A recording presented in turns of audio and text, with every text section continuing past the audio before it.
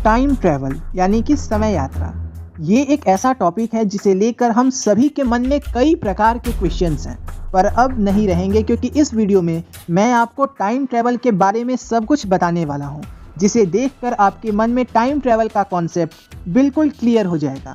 और वीडियो के लास्ट में आपके लिए एक सरप्राइज भी है, तो इस वीडियो को लास्ट तक देखें वरना आप बहुत कुछ मिस कर देंगे।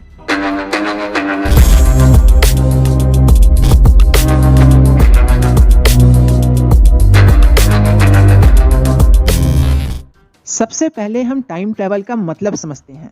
टाइम ट्रैवल का मतलब होता है किसी एक पॉइंट ऑफ टाइम से दूसरे पॉइंट ऑफ टाइम में जाना।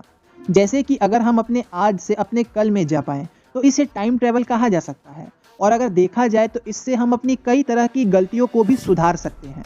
इससे हम अपना आज बदल सकते हैं, अपना भविष्य बदल सकते हैं। पर क्वेश्चन ये है कि क्या कभी टाइम ट्रैवल संभव है, और अगर हाँ तो क्या इससे पहले तक ये कभी हुआ है? तो चलिए शुरू से शुरुआत करते हैं। अभी तक बहुत सारे लोगों का ये मानना है कि टाइम ट्रैवल एक ट्रू कॉन्सेप्ट नहीं है बल्कि एक साइंस फिक्शन है। पर साइंस की दुनिया में फिक्शन तो होगा ही। साइंटिफिक वर्ल्ड में चीज़ें दो तरह से प्रूफ होती हैं, एक वो जो रियल एक्सपेरिमेंट्स पर बेस्ड हो जिन्हें हम साइंटिफिकली प्रूव्ड कहते हैं, और एक वो जो थ्योरेटिकली प्रूव्ड होती है मैथमेटिक्स के जरिए, जिन्हें हम थ्योरेटिकली प्रूव्ड कहते हैं। अब ध्यान से सुनिए, टाइम ट्रैवल का कॉन्सेप्ट साइंटिफिकली प्रूव्ड तो नहीं है बट ये थ्योरेटिकली प्रूव्ड है मैथमेटिक्स के जरिए। एल्बर्ट आइंस्टाइन और स्टीफन हॉकिंग्स जैसे साइंटिस्ट भी टाइम ट्रैवल के होने के चांसेस को मानते हैं। मतलब कि टाइम ट्रैवल का कॉन्सेप्ट इम्पॉसिबल तो नहीं है बट ये डिफिकल्ट जरूर है। स्टीफन हॉकिंग्स का ये तक मानना था कि अगर आप लाइट की स्पीड से ट्रैवल करते हो तो आप टाइम ट्रैवल कर लोगे, या फिर ये कहो कि अगर आप लाइट की स्पीड से ट्रैवल करोगे तो आपके लिए धरती के कंपैरिजन में टाइम स्लो हो जाएगा।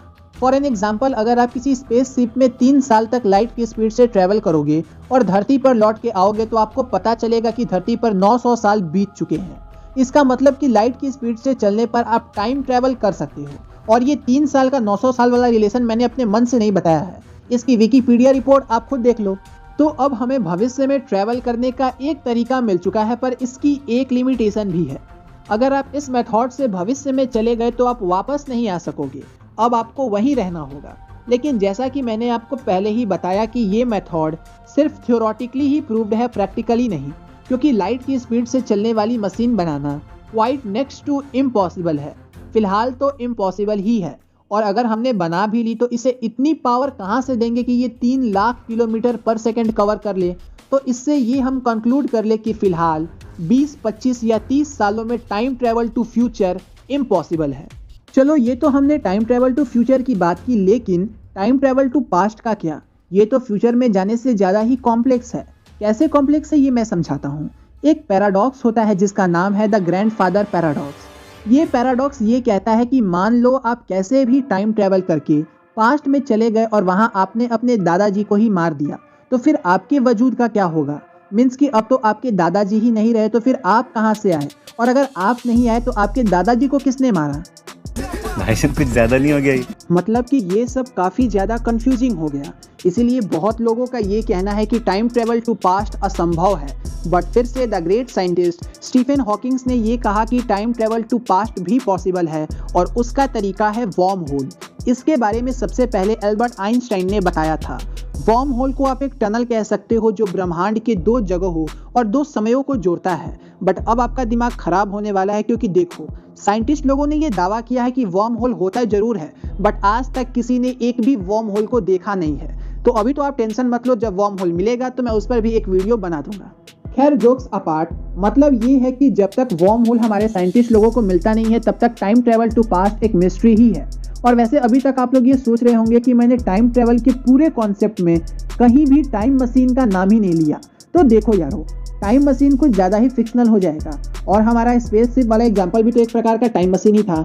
और वैसे भी जो फिल्मों वाली टाइम मशीन आप सोच रहे हो उसको चलाने के लिए नेगेटिव एनर्जी चाहिए, एंड अगेन नेगेटिव एनर्जी एक थ्योरेटिकल कॉन्सेप्ट है। सो एट लास्ट हम यही कंक्लूड करते हैं कि टाइम ट्रैवल फिलहाल 20-25 सालों में बहुत मुश्किल है, बट ये इम्पॉसिबल नहीं है, और फ्यूचर में इसके होने के भरपूर चांसेस हैं।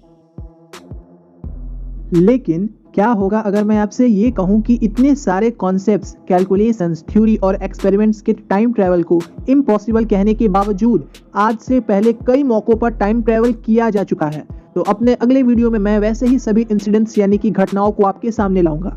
तब तक के लिए कीप वेटिंग।